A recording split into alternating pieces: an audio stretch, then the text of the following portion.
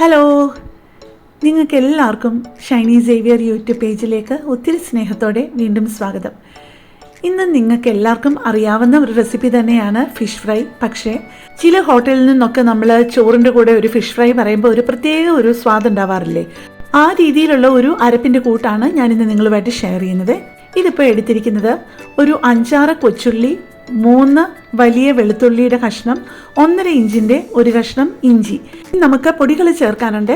അപ്പോൾ ആ പൊടികളുടെ കൂടെ ഇതൊക്കെ ഇട്ട് അരയ്ക്കുമ്പോൾ ചിലപ്പം അറിയാതെ വരും. അതുകൊണ്ട് കൊച്ചുള്ളി, ഇഞ്ചി, വെളുത്തുള്ളി എല്ലാം ഒരു ചെറിയ പീസസ് ആക്കിയിട്ട് ഈ മിക്സിയിലോട്ട് ചേർക്കുന്നതായിരിക്കും നല്ലത്.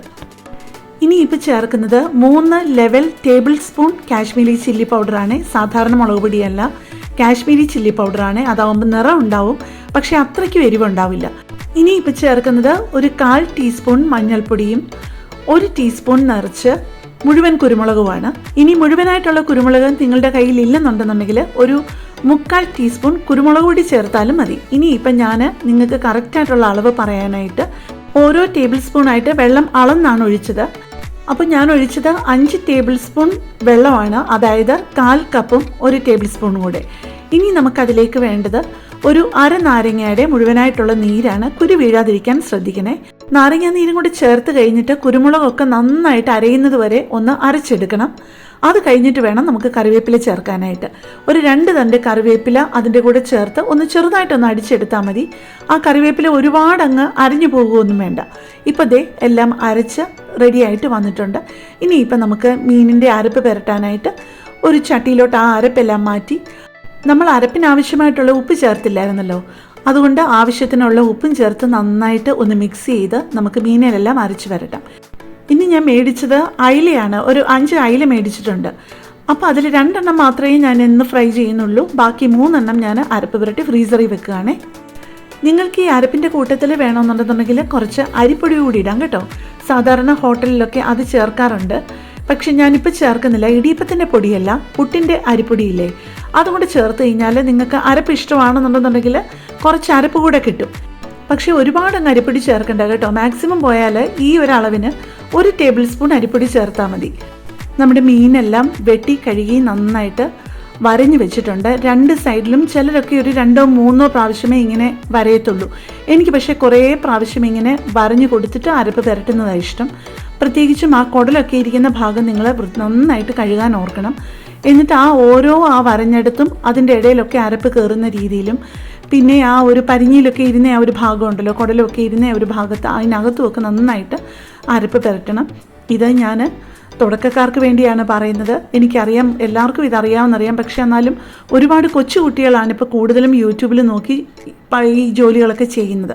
അതുകൊണ്ടാണ് ഞാൻ ഇത്ര ക്ലിയറായിട്ട് പറഞ്ഞു കൊടുക്കുന്നത് കേട്ടോ. ഇപ്പം നമ്മുടെ അവസാനത്തെ മീൻ അരപ്പ് പുരട്ടിക്കൊണ്ടിരിക്കുകയാണ് കേട്ടോ. അത് കഴിഞ്ഞിട്ട് നമുക്ക് 2 മീൻ ഒന്ന് വറുത്തെടുക്കാം. ഇപ്പം നിങ്ങൾ കണ്ടല്ലോ, അതിൻ്റെ ഉള്ളിലോട്ടൊക്കെ നന്നായിട്ട് അരപ്പ് തേച്ച് കൊടുക്കുന്നുണ്ട്. പിന്നെ അതിൻ്റെ ആ ഉള്ളിലോട്ട് വെച്ച അരപ്പും എല്ലാം നന്നായിട്ട് മൂത്തോന്നുള്ളത് നിങ്ങൾ ശ്രദ്ധിക്കുകയും വേണം. അല്ലെന്നുണ്ടെങ്കിൽ നമ്മൾ വറുത്ത് കഴിച്ചു വരുമ്പോഴേക്കും ആ നടുഭാഗത്തൊക്കെ ഇരിക്കുന്ന അരപ്പിൻ്റെ ആ ഒരു പച്ചച്ചവ കാണും. അതുകൊണ്ട് നിങ്ങൾ അതും പ്രത്യേകം ശ്രദ്ധിക്കണേ. ഇപ്പം നമ്മുടെ മീൻകുട്ടന്മാരൊക്കെ നല്ല കുളിച്ച് കുട്ടപ്പന്മാരായിട്ട് ഒരുങ്ങി അങ്ങനെ നിരന്ന് കിടപ്പുണ്ട്. ഇനി നമുക്ക് അതിനെ വറുത്തെടുത്ത് കഴിക്കാം. ജീവനുള്ള ഒരു സാധനത്തിനെ വെറുതെ വിടില്ല അല്ലേ. ഞാൻ നേരത്തെ എൻ്റെ ചാനലിൽ തന്നെ വേറെ ഒരു രീതിയിലുള്ള ഫിഷ് ഫ്രൈയുടെ റെസിപ്പി ഇട്ടിരുന്നു. അത് കുറച്ചുകൂടി വ്യത്യസ്തമായിട്ടുള്ളൊരു റെസിപ്പിയാണ്. അത് കണ്ടിട്ടില്ല എന്നുണ്ടെന്നുണ്ടെങ്കിൽ നിങ്ങൾ പോയി കാണണേ. ഞാൻ ഇതിൻ്റെ റെസിപ്പി കൊടുക്കുന്നതിന് തൊട്ട് മുകളിലായിട്ട് അതിൻ്റെ റെസിപ്പി കൂടെ പിൻ ചെയ്തേക്കാം. നിങ്ങളപ്പം ഇത് രണ്ടും സമയം കിട്ടുമ്പോൾ ഒന്ന് പരീക്ഷിച്ച് നോക്കണം. ഇനിയിപ്പം നമുക്ക് പതിവ് പോലെ നമുക്ക് കറിവേപ്പില കൊണ്ട് നമുക്ക് നമ്മുടെ അയിലക്കുട്ടന്മാരെ കിടത്താനായിട്ടൊരു മെത്ത ഉണ്ടാക്കാം. ഇതിനാണെന്ന് ഞാൻ ആ കഴിഞ്ഞ വീഡിയോയിലും പറഞ്ഞിരുന്നു. ഒന്ന്, ആ കറിവേപ്പിലയുടെ ഫ്ലേവർ നന്നായിട്ട് കിട്ടും. പിന്നെ നമുക്ക് മീൻ ആദ്യത്തെ പ്രാവശ്യം അങ്ങോട്ട് ഇടുമ്പോഴാണല്ലോ അടിക്ക് പിടിക്കുന്നത്. എപ്പോഴും ആദ്യത്തെ ആ ഒരു പ്രാവശ്യം തിരിച്ചിടുന്നതിന് മുമ്പ് ചിലപ്പോൾ ഒന്ന് പൊളിഞ്ഞു പോകാൻ സാധ്യതയുണ്ട്. അതുകൊണ്ട് കറിവേപ്പില ഇങ്ങനെ ഇട്ട് കൊടുത്തു കഴിഞ്ഞാൽ മീൻ തിരിച്ചിടുമ്പോൾ ഒരിക്കലും പൊട്ടിപ്പോവില്ലേ. ഇപ്പോൾ ഒരു സൈഡൊക്കെ നന്നായിട്ട് മൂത്ത് വരുന്നുണ്ട്. ഇനി നമുക്ക് തിരിച്ചിടാം. തിരിച്ചിടുമ്പോൾ നിങ്ങൾക്ക് കാണാം, ഇച്ചിരി പോലും അത് പൊട്ടിപ്പോകാതെ നന്നായിട്ട് കിട്ടും. നമ്മൾ പൊട്ടിച്ച് തന്നെയാണ് കഴിക്കുന്നത്, എങ്കിലും നമുക്ക് ഒരു പാത്രത്തിൽ സെർവ് ചെയ്യുമ്പം നമുക്ക് പ്രത്യേക ഒരു തൃപ്തി തന്നെ ഇല്ലേ. അതുകൊണ്ട് നിങ്ങൾ ഈ മെത്തേഡ് ഒന്ന് ട്രൈ ചെയ്യണേ.